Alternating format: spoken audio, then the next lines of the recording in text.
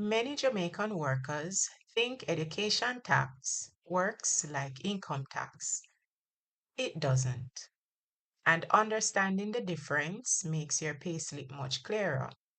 Education tax is a mandatory deduction in Jamaica. It helps fund the country's education system.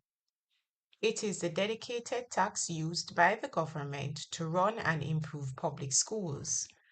Both employees and employers contribute.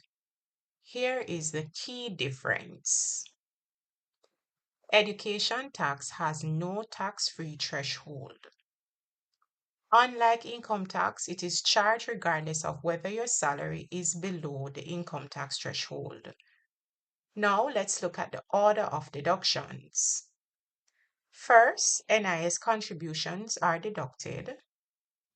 If you contribute to an approved pension or superannuation scheme, that is deducted next. After those deductions, education tax is calculated. It is not calculated after the income tax threshold. Let's use a simple example. Assume your gross monthly salary is $200,000.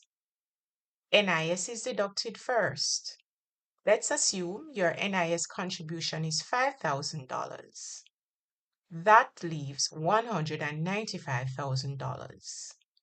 If you contribute $10,000 to an approved pension, your remaining amount becomes $185,000.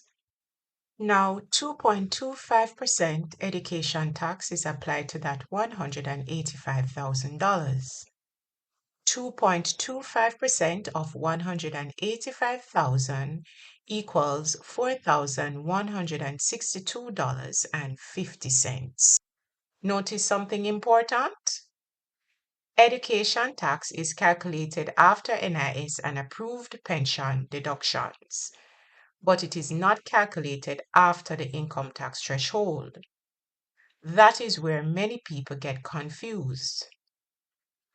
To summarize, education tax is collected regardless of whether your income is below the income tax threshold, but it is calculated after NIS and approved pension contributions. Now that you understand education tax, the next deduction to understand is NIS. Because NIS affects not just your salary, but your future benefits. Stay informed, stay protected. Don't just work hard, work smart. Know your rights, Jamaica.